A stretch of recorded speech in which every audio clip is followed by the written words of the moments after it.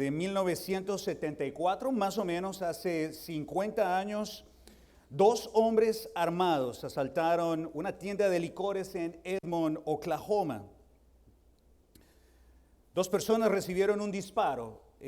Caroline Rogers, de 30 años, tomó el teléfono para avisar de este crimen y ella recibió el primer disparo.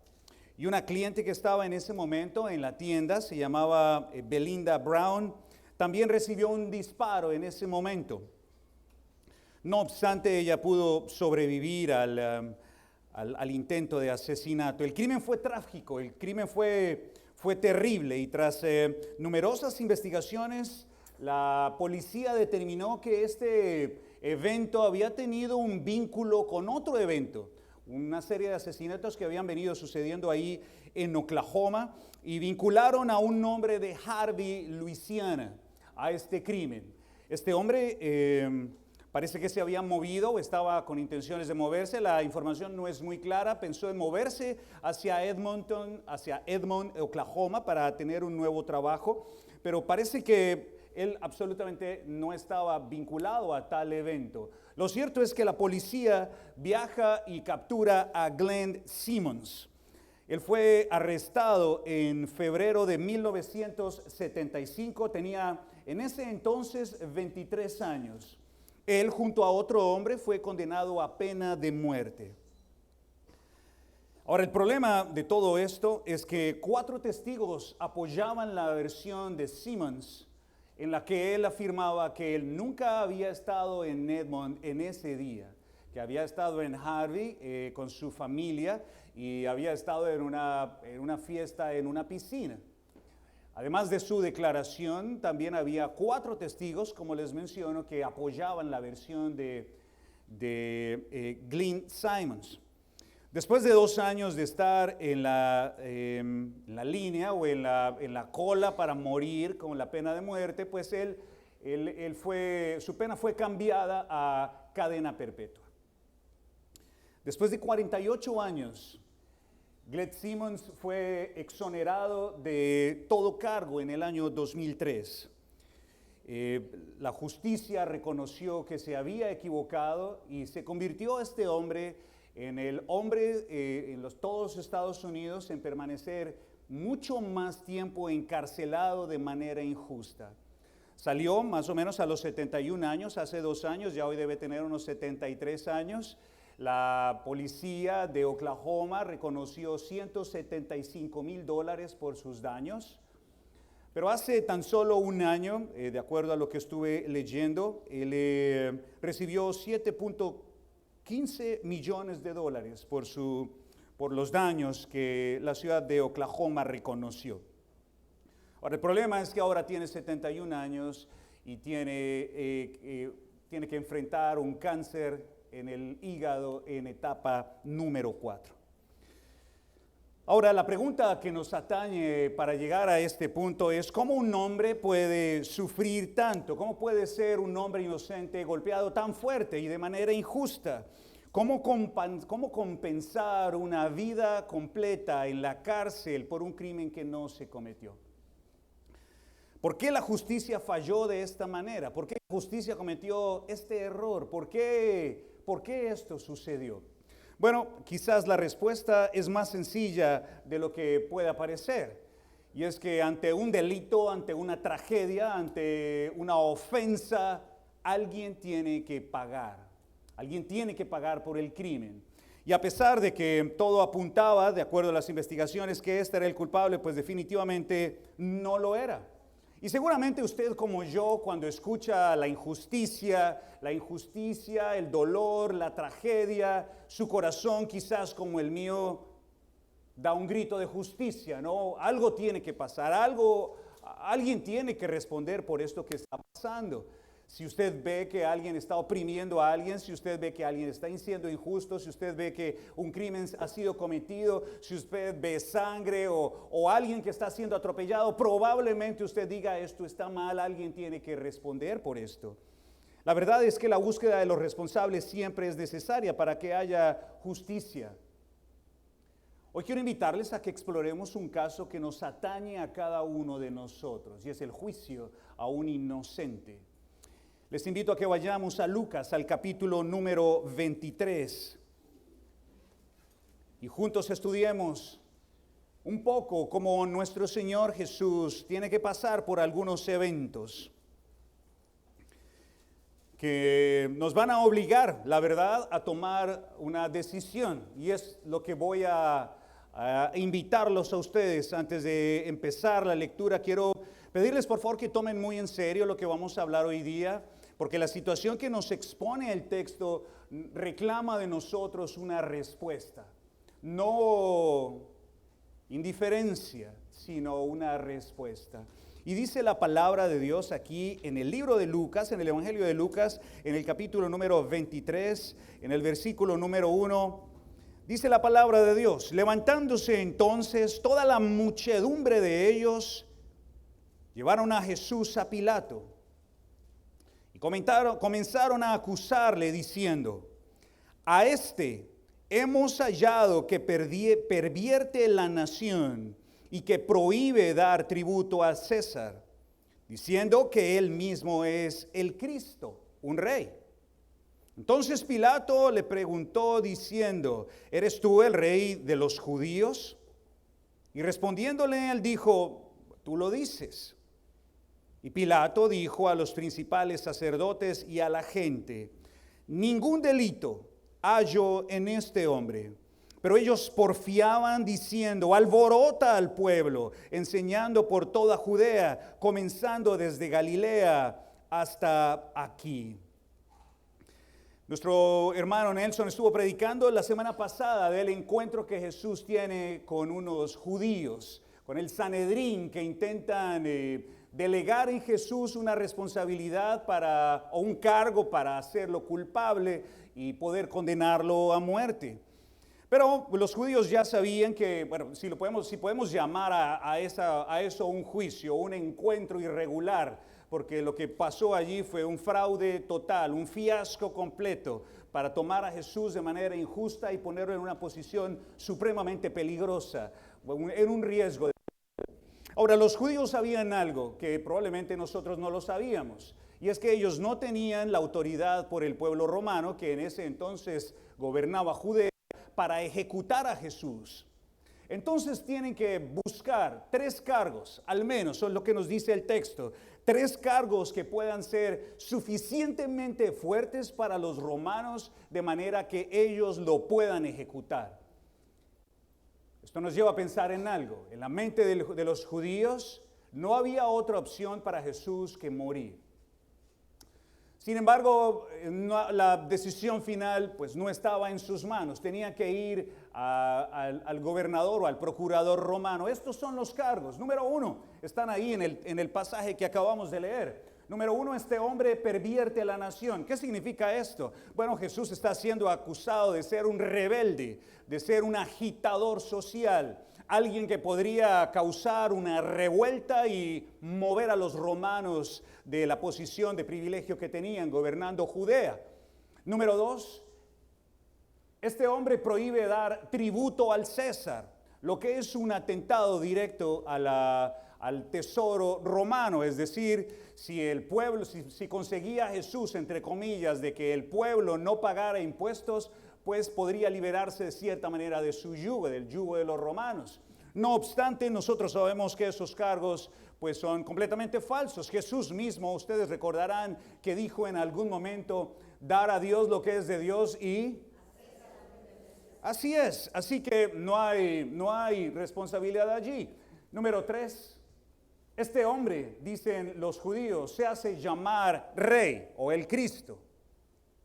Probablemente de los 3, este sea el cargo más duro, porque está diciendo Jesús, entre comillas, es el cargo que los judíos quieren imponer en él, que Jesús está proclamándose como una figura paralela de gobierno al César. Es decir, que vamos a tener 2 reyes acá, el César allá y Jesús aquí. Bueno, Jesús nunca se declara rey, esa es la verdad, nunca menciona esa palabra, ni se describe a sí mismo abiertamente como tal. Ahora, Poncio Pilato es el juez, es la persona que va a liderar este juicio. Es la persona que está a cargo, es el hombre, el procurador de turno que va a estar gobernando bajo Tiberio. Ahora, el gobierno romano había tomado ya una posición un poco más fuerte para colocar un procurador allí, y se los voy a explicar en un momento. Pero quiero que sepan un par de datos que nos pueden ayudar un poco a entender quién era Pilatos. De acuerdo a lo que dice Filón de Alejandría, un escritor por allá judío, va a mencionar que este Pilato era un hombre inflexible y cruel. Ya había levantado su mano contra los samaritanos y contra los galileos en unas revueltas y había causado varios muertos. También dice la historia que él hizo construir un acueducto de una manera muy curiosa. Tomó del erario del templo los fondos para construir el acueducto. Y lo iba a hacer por las buenas o por las malas. Entonces, la gente del Sanedrín, de acuerdo a lo que dice la historia, llegó a un acuerdo. Los judíos llegaron a un acuerdo con Pilato y le dijeron, bueno, está bien, vamos a ceder el dinero, con la condición de que el agua llegue al templo, pero que nadie lo sepa.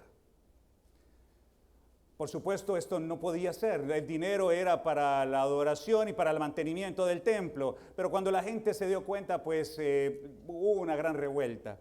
Lo cierto es que este hombre era un hombre cruel, era un hombre inflexible, reprimió violentamente en varias oportunidades a estas personas, y es este hombre el que tiene en sus manos la provincia ingobernable. Esta provincia era un dolor de cabeza completamente, y ya ustedes recordarán que hemos hablado varias veces de los problemas que va a tener en el futuro con Tito y con Adriano. De hecho, Adriano va a decir que este pueblo judío es un pueblo de fanáticos con un solo Dios.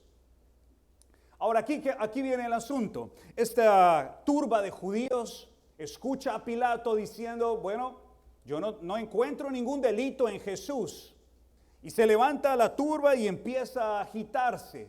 Y les dice, y le pide la turba a Jesús, a este hombre que lo reconsidere, porque de lo contrario probablemente tendría una revuelta. Pilato de inmediato va a sacar de curso esas dos primeras acusaciones. Por supuesto, este Pilato era prácticamente un militar, el militar de turno allí, tenía una buena cantidad de soldados. Entonces, cuando le mencionan que Jesús va a hacer una revuelta, él sabe que Jesús no tiene un ejército ni tampoco es una figura militar, así que el primer cargo ni siquiera lo considera. Cuando habla de los impuestos, tampoco lo considera, pero va al tercer cargo y le hace una pregunta a Jesús. ¿Eres tú el rey de los judíos? Y él que dice, tú lo has dicho, yo no lo he dicho, lo has dicho tú. Ahora, este Pilato, después de esta conversación, llega a una conclusión clara. Este hombre no es culpable. Déjenme contarles un poquito acerca de... acá está. Dijo a los principales sacerdotes y a la gente, ningún delito hallo en este hombre. Ahora, quiero que noten esto. Este personaje no tiene ningún interés religioso en Jesús, ni siquiera lo conoce, no sabe quién es simplemente un hombre. Un hombre pagano que está dirimiendo lo mejor que puede una situación. Y mira a este hombre y lo trata con relativa justicia y dice, en este hombre no hay absolutamente nada. Pero los judíos cometen un error de cierta manera, porque lo que van a decir es que este hombre, Jesús, va a estar molestando la gente desde Galilea hasta Jerusalén. Cuando Pilato escucha el nombre de Galilea, dice, aquí me voy a escapar de esta, voy a soltarme de esta responsabilidad. Y es que en un punto de la historia, el gobierno romano había colocado a alguien allá arriba. Les voy a contar un poco acerca de esto, porque él va a mover a Jesús hacia el gobernante de turno de Galilea. Miren, les voy a contar un poquito de lo que está en el texto bíblico. Ustedes recordarán que hubo un hombre que asesinó a muchos niños cuando Jesús era pequeño. ¿Alguien se acuerda quién era? Herodes, así es. Pero entonces aquí hay una cuestión, y es una de las cosas que me inspiró a leer más el texto bíblico, de que hay datos que aparecen en la Biblia que parecería que se repiten. Bueno, Herodes el Grande era un tipo cruel, este sí era despiadado, mató a su esposa, mató a un par de hijos y bueno, si usted cree que tiene una madre o un padre cruel, bueno, dele gracias a Dios que no es Herodes, porque de pronto ya lo hubieran ejecutado.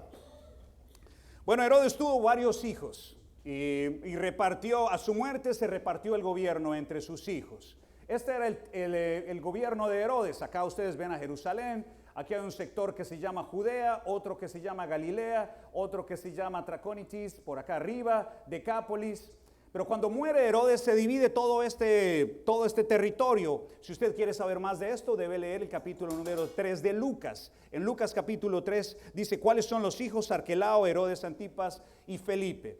Pero probablemente por las malas costumbres de Arquelao es destituido y allí entran los romanos a gobernar. No obstante, ya ustedes ven acá, tenemos a dos hijos gobernando. Uno en el norte, que es Herodes, y uno en el sur, que es, en el occidente, que es Herodes Filipo. Aquí abajo va a estar Judea. Entonces usted se preguntará, bueno, ¿y por qué Jesús termina frente a Herodes? Bueno, es sencillo. Herodes era el gobernante de Galilea. Entonces Pilato dice, no, voy a mandarlo bajo la autoridad de aquel que está gobernando en Galilea. Y Herodes en ese momento había bajado a Jerusalén. Esa es la razón. Herodes Antipas, el hijo de Herodes el Grande. Y esta entrevista que aparece acá es muy interesante. Les quiero pedir que vayamos a leer esa entrevista en Lucas capítulo 23 en el versículo número 6. Así arranca este pasaje. Y viene aquí un envío. Mueven a Jesús para que se presente delante de Herodes Antipas. Entonces Pilato, oyendo decir Galilea, preguntó si el hombre era Galileo. ¿A qué hombre se refiere? A Jesús. Y al saber que era de la jurisdicción de Herodes, le remitió a Herodes, que en aquellos días también estaba en Jerusalén. Herodes, viendo a Jesús, se alegró mucho, porque hacía tiempo que deseaba verle, porque había oído muchas cosas acerca de él y esperaba verle hacer alguna señal. Y le hacía muchas preguntas, pero él nada le respondió. Y estaban los principales sacerdotes y los escribas acusándole con gran vehemencia. Entonces Herodes con sus soldados lo menospreció y le escarneció. Y vistiéndole de una ropa espléndida, volvió a mandarlo a Pilato. Y se hicieron amigos Pilatos y Herodes en aquel día, porque antes estaban enemistados entre sí. Herodes era un tipo extraño. No tenemos muchos datos, no tenemos una descripción muy amplia de Herodes en los textos bíblicos. Lo que sabemos es que era un hombre, parece ser, un poco débil. Su esposa, que realmente no era su esposa, sino su cuñada, la esposa de su hermano Felipe, él de manera arbitraria la tomó por esposa, y ahí entra Juan el Bautista, ustedes recordarán, a denunciar a Herodes la falta que está cometiendo, y eso le va a costar la vida a Juan el Bautista. ¿Alguien sabe cómo murió Juan el Bautista? Decapitado. ¿Decapitado por qué? Por decir la verdad. Y es que decir la verdad tiene un costo y probablemente le cueste a usted su cabeza. Pero uno puede vivir con cabeza y en mentiras, o puede morir sin cabeza pero diciendo la verdad. Vamos a ver cómo se va a desarrollar esto. Herodes, este tipo extraño, es descrito como una zorra. Es la palabra en griego, me aseguré de revisarla. Jesús lo llama en una conversación, en una discusión, cuando unos discípulos se acercan a Jesús y le dicen a Jesús: váyase de acá, Jesús, porque Herodes lo está buscando y probablemente lo van a matar. Y él dice: vaya y díganle a esa zorra. Ahora, la palabra zorra puede tener una connotación un poco extraña para nosotros hoy día, pero no tiene nada que ver con astucia o con inteligencia. Realmente el término que utiliza Jesús es para describir a alguien que es engañoso, alguien que es tramposo, alguien que es oportunista y que por supuesto no merece respeto. Es alguien débil, es de hecho insignificante, es lo que dicen algunos comentaristas. Entonces este Herodes está emocionado de ver a Jesús.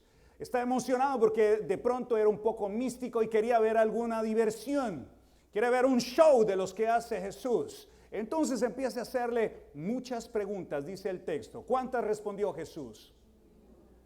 Ni una palabra. Y esto me hace pensar en un texto en la Biblia, en Proverbios, que dice: al necio no le respondas conforme su necedad. Amigos, no se desgasten en conversaciones o en discusiones que no tienen lugar. No hay que tirarle las perlas a los cerdos. Realmente hay personas que no vale la pena ni siquiera discutir, simplemente escuchar pasivamente y dejar que la gente arroje su maldad sobre usted. Solo una persona visceral, llena de emociones, respondería a cualquier ataque que le hagan. Por favor, no se desgaste intentando limpiar su reputación. Deje que Dios limpie su reputación. Si alguien habla mal de usted, déjelo pasar. Dicen que la verdad duele, entonces a algunos de nosotros no debería dolerlos lo que otras personas dicen. Jesús está allí parado escuchando toda la cantidad de barbaridades y preguntas de alguien insignificante y no se inmuta, pero está allí firme, no está débil, no está complaciente.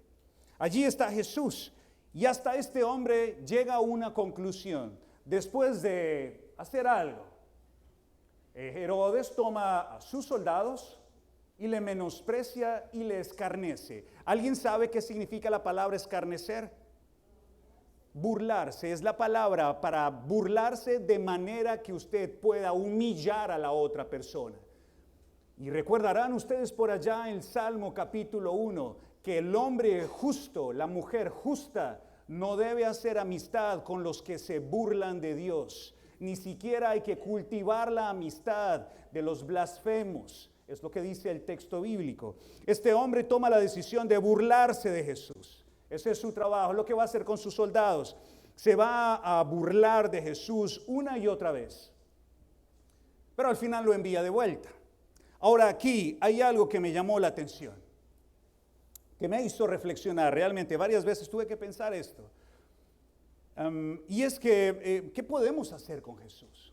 Ese es el problema que tienen estas personas en sus manos. ¿Qué hacemos con Jesús? Amigos, Jesús es un problema. Eso es lo que tenemos en Jesús. En Jesús tenemos un problema. En Jesús tenemos una piedra incómoda. En Jesús tenemos una luz demasiado fuerte. En Jesús tenemos un argumento incontrovertible. Eso tenemos en Jesús. Lo tenían ellos y lo tenemos hoy nosotros. Eso es Jesús para nosotros. Para todas las personas, para este mundo, eso es Jesús. ¿Qué será Jesús para usted? ¿Será una piedra en su zapato? ¿Será una verdad a la cual usted no quiere responder? ¿Una luz que brilla intensamente? ¿Será esperanza? ¿Qué es Jesús?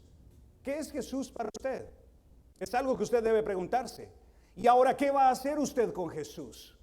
Estos hombres toman la decisión de hacer algo y su respuesta fue burlarse de él. Tenemos varias opciones y quiero darles varias opciones porque mi deseo hoy es que usted se vaya con una decisión tomada. La semana pasada vimos a Jesús enfrentándose a los judíos. La respuesta de los judíos es condenar a Jesús. A este Jesús hay que matarlo, hay que eliminarlo, hay que borrarlo. La respuesta de la opción que tiene Pilato es ignorarlo, zafarse de Jesús, hacer que no tiene ningún tipo de relación, no me quiero hacer cargo de él. Entonces lo suelta y lo manda para Herodes. La opción de Herodes es burlarse de él y devolverlo. Y vamos a mirar qué va a pasar. Y ahora nosotros tenemos estas opciones hasta ahora. ¿Qué está haciendo usted con Jesús y con su palabra? ¿Lo está ignorando? ¿Lo está pasando por alto? Oh, sí, Jesús, Jesús. Amigos, esta semana leí un texto en la palabra de Dios. Se los voy a leer. me golpeó duro. Dice la palabra: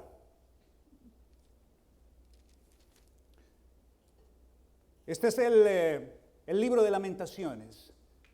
Y en un momento de mucha angustia, de mucha tristeza, de mucha angustia, en un momento donde muchas personas habían perdido su tierra y su vida, este hombre, Jeremías, escribiendo en Lamentaciones, dice esto: los profetas vieron para ti vanidad y locura, y no descubrieron tu pecado para impedir tu cautiverio, sino que te predicaron vanas profecías y extravíos. ¿Saben nuestra responsabilidad, amigos? Cada semana, hermanos y hermanas y amigos que nos visitan hoy, no es entretenerles, ni tampoco llenarles de falsas esperanzas o ilusiones. Nosotros no tenemos ese trabajo, y si lo hiciéramos de esa manera, estaríamos empujándolos a cada uno de ustedes a un precipicio donde parecería que no tienen responsabilidad.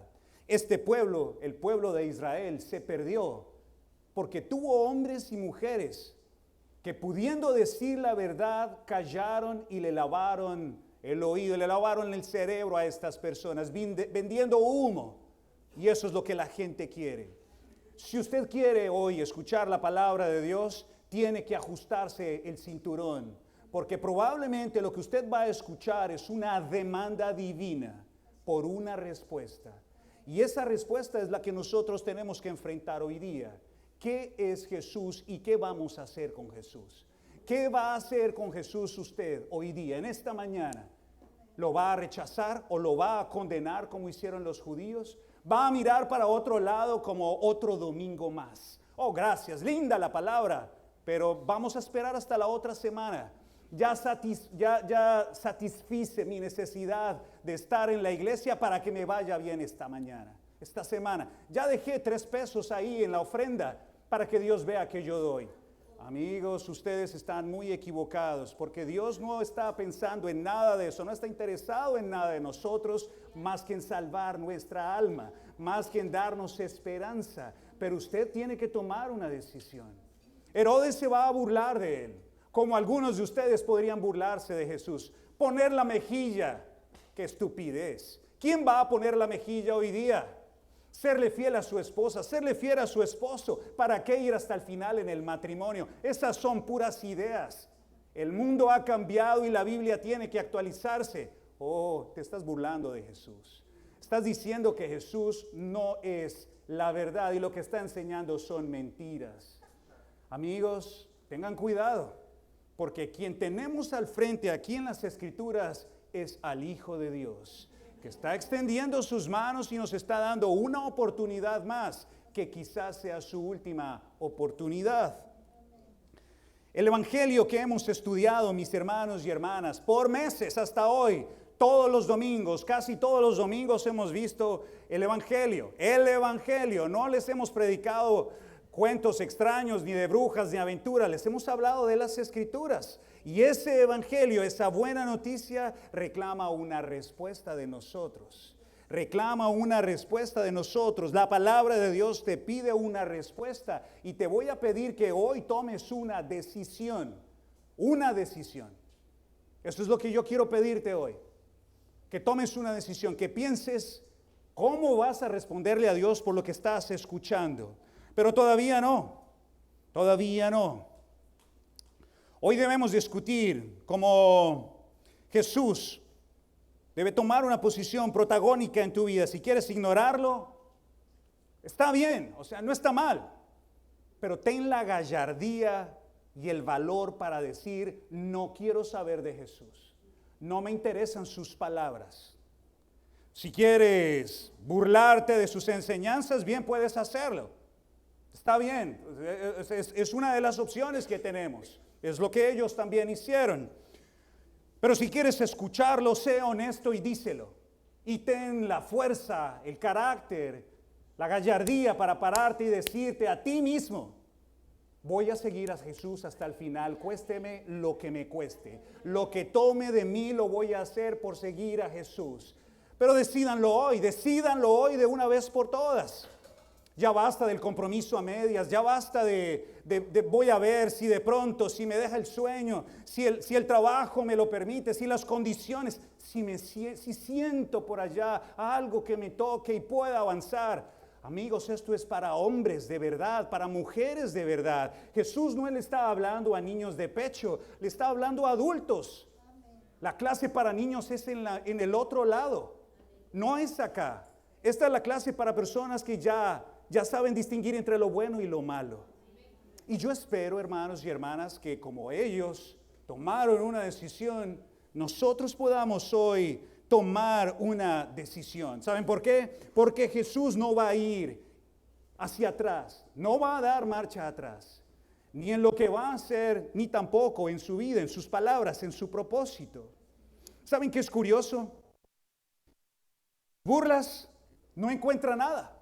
El burlador no encuentra nada en el santo y lo devuelve. Y desde ese entonces aquí hay algo paradójico que solo Lucas registra. Herodes se hace amigo de Poncio Pilato, cuando antes eran enemigos por causa de la injusticia. ¿Y saben qué? Ustedes siempre van a encontrar hombres y mujeres que hagan eco a las malas cosas. Siempre van a encontrar compañeros para las cosas malas. Siempre. A donde usted vaya va a encontrar un chismoso que le escuche sus chismes. O alguien que le ofrezca un vaso de licor. O alguien que le diga, sí, tienes razón, hazlo como tú quieras. Hazlo como tú quieras. Pero Dios no piensa esto, no importa. Siempre vamos a encontrar un compañero de camino para hacer las cosas mal. Siempre es lo que vamos a encontrar acá. Ahora, por favor, si usted se encuentra en esa situación, recuerde conmigo el Salmo 1. No haga causa común con los que se burlan de Dios. No se detenga en la senda de los pecadores. Pero es que lo quiero salvar, yo quiero ayudarlos. Deje que Dios se encargue de ellos. Usted no es el salvador del mundo. Usted no es la salvadora del mundo. Ya Jesús vino y cada uno debe tomar una decisión. Y ahora vamos a ir hacia el final, leyendo el último trozo. Lucas 23, versículos 13 al 25. Piensen, por favor, ¿qué vamos a hacer con Jesús? ¿Qué vamos a hacer con sus exigencias? No podemos tomar parte de Él. O lo tomamos todo o no lo tomamos. Dice la palabra del Señor en el capítulo 23, en el versículo número 13. Entonces Pilato, convocando a los principales sacerdotes, a los gobernantes y al pueblo. Imagínense esto, toda la gente está allí reunida frente a Pilato. Les va a decir, me habéis presentado a este como hombre que perturba al pueblo. Pero habiéndole yo interrogado delante de vosotros, no he hallado en este hombre delito alguno de que le acusáis, ni aun Herodes, porque os lo remití a él. Y he aquí, nada digno de muerte ha hecho este hombre. Le soltaré pues después de castigarle.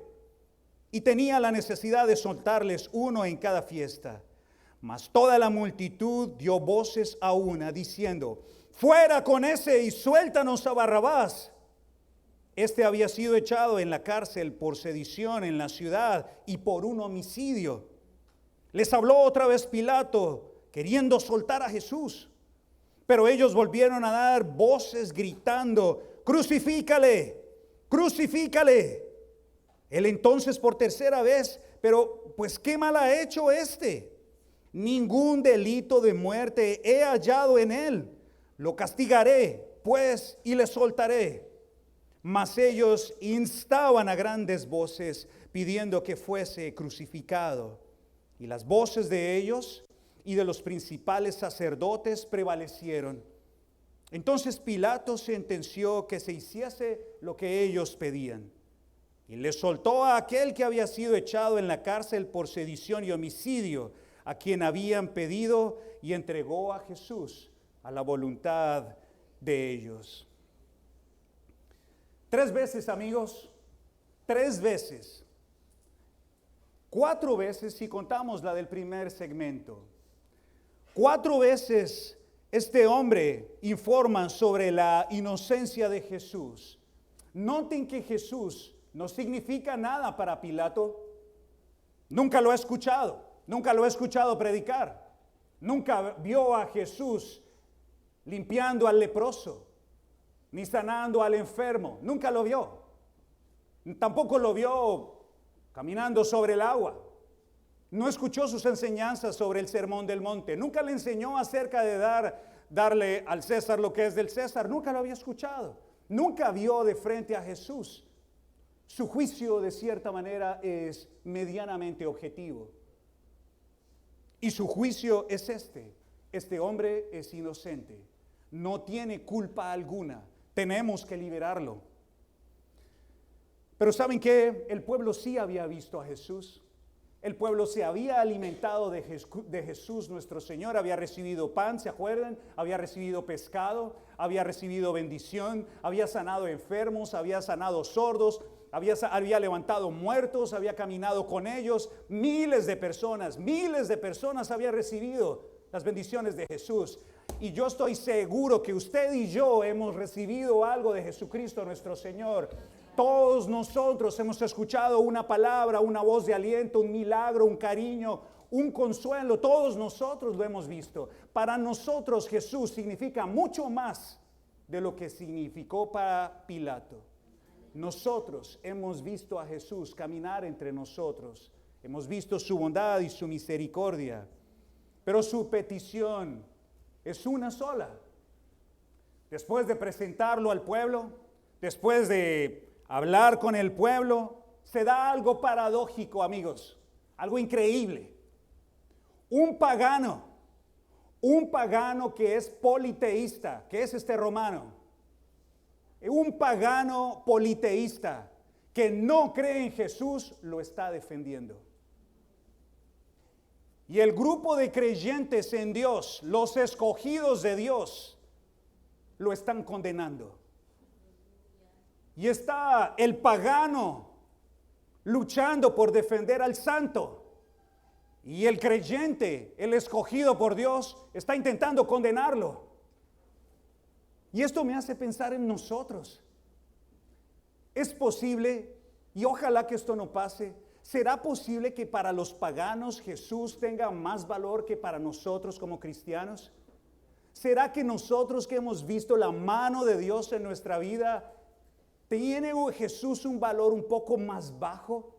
No puede ser. Ojalá que no sea así en su vida. Ojalá Jesús tenga el lugar que merece en su vida.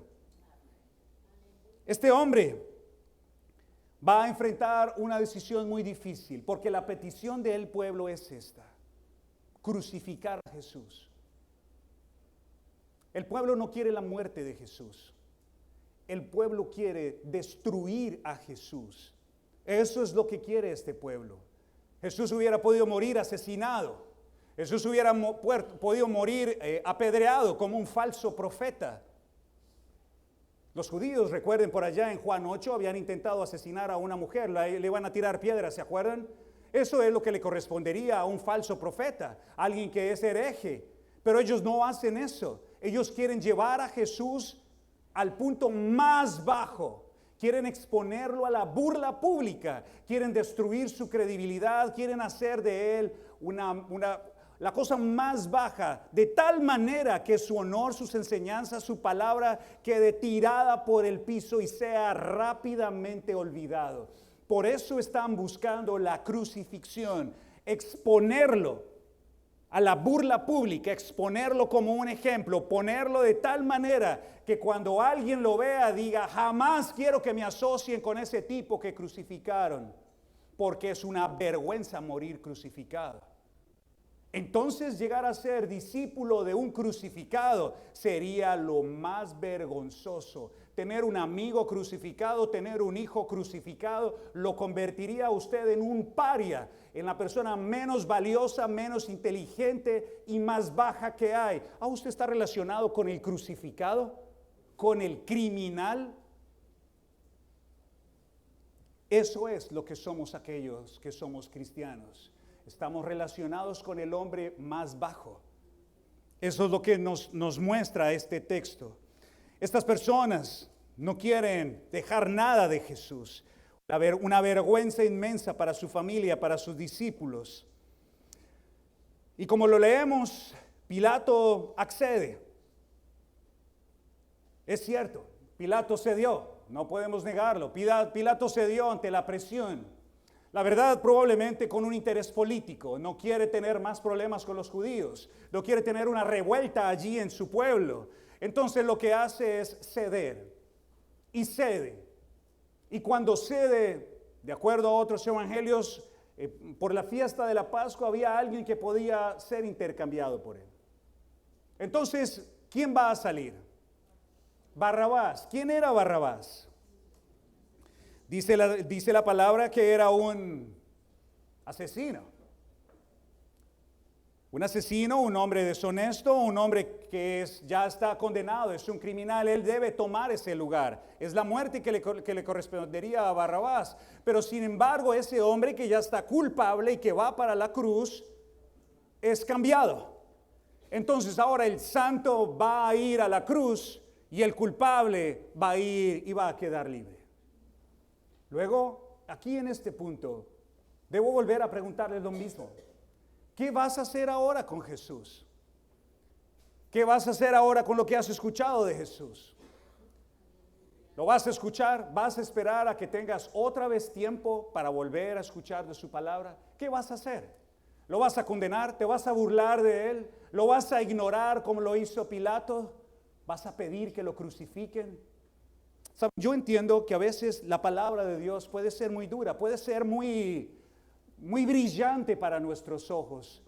De hecho, puede ir en absoluta contradicción a lo que nosotros sentimos o pensamos. A veces podríamos pensar que él debe estar en la posición de comprensión, que Él debe comprender todo lo que nosotros somos, que Él debe ponerse en nuestros zapatos y transformarnos. La verdad, Él puede ponerse en nuestros zapatos y transformarnos, pero no va a tolerar todas las cosas que nosotros hagamos. Él ha trazado un camino para que nosotros lo sigamos. Juntos, ustedes y yo, estamos siendo culpables.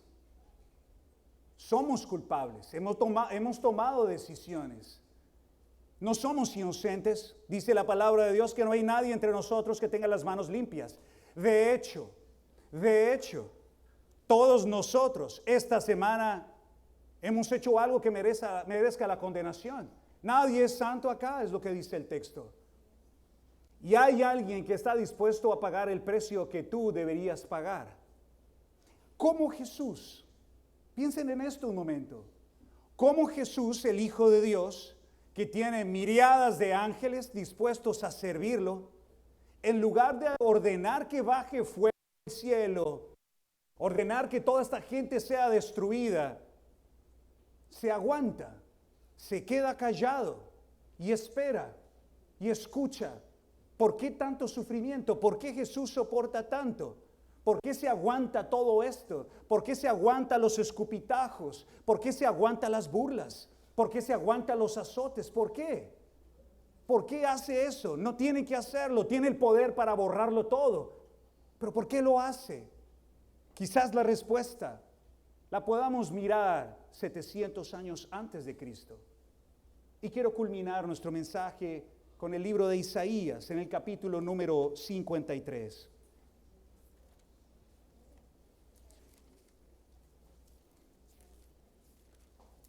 Isaías en el capítulo 53 nos puede dar luces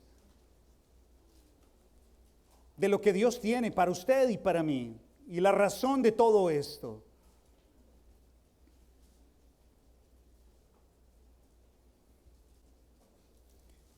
Si usted no ha leído Isaías 53, quizás desde el 51 hasta el 60, sería maravilloso que lo leyera. Estas son las palabras de nuestro Señor a través del profeta Isaías en el capítulo 53. ¿Quién ha creído a nuestro anuncio y sobre quién se ha manifestado el brazo de Jehová? Subirá cual renuevo delante de él y como raíz de tierra seca. No hay parecer en él ni hermosura, le veremos más inatractivo para que le deseemos. despreciado y desechado entre los hombres, varón de dolores, experimentado en quebranto. Y como que escondimos de él el rostro, y fue menospreciado y no lo estimamos. Ciertamente llevó él nuestras enfermedades y sufrió nuestros dolores, y nosotros le tuvimos por azotado, por herido de Dios y abatido. Mas él herido fue por nuestras rebeliones, molido por nuestros pecados. El castigo de nuestra paz fue sobre él, y por su llaga fuimos nosotros curados. Nosotros, todos nosotros, nos descarriamos como ovejas, cada cual se apartó de su camino, mas Jehová cargó en él el pecado de todos nosotros. Angustiado él y afligido, no abrió su boca, como cordero que fue llevado al matadero, y como oveja delante de sus trasquiladores, enmudeció y no abrió su boca. Por cárcel y por juicio fue quitado, y su generación, ¿quién la contará? Fue cortado de la tierra de los vivientes, y por la rebelión de mi pueblo fue herido. Y se dispuso con los impíos su sepultura, mas con los ricos fue en su muerte, aunque nunca hizo maldad, ni hubo engaño en su boca. ¿Saben? La verdad de Jesús nos es esperanza a cada uno de nosotros. El plan trazado por Dios para rescatarnos de la condenación es una realidad. Pero usted y yo tenemos que tomar una decisión de responder a la oferta que Dios nos hace de tener vida a través de Cristo. La fe en Jesús nos permite recibir su gracia, pero alguien tiene que decidir qué hacer con Jesús. Usted tiene que decidir qué hacer con Jesús. ¿Qué va a hacer Jesús para usted? ¿Va a ser simplemente una idea? ¿Va a ser algo que pueda usted considerar un amuleto, algo de buena suerte para que me vaya bien en estos cortos días de vida? ¿O va a ser realmente su Señor y su Salvador? ¿Va a ser aquel que va a obedecer, cueste lo que cueste? Esa es una decisión que usted y yo tenemos que tomar. ¿Qué va a hacer usted con Jesús? ¿Qué haremos con Jesús? El mundo en algún momento tendrá que dar una decisión. Tendrá que tomar una posición. Y usted, antes de que el Señor lo llame a su presencia, debe tomar una posición. ¿Qué va a hacer Jesús para mí? Saben, hoy yo quiero invitarlos a que respondan al Cristo. Y así, cara a cara, como los estoy mirando, si hay alguno de ustedes que sienta el llamado en su corazón, que tenga la convicción en su corazón de voltear sus ojos a Cristo y someter su vida a su señorío, le quiero pedir que se ponga de pie. Si usted no ha confesado a Jesús como su Señor y su Salvador, si usted no ha entregado su vida a Cristo y cree que este es el día en el cual usted va a responder a Jesús, quiero de manera consciente pedirle que se ponga de pie. Ahora mismo. ¿Hay alguno de ustedes que está escuchándome y quiere tomar esa decisión de volver su vida a Cristo?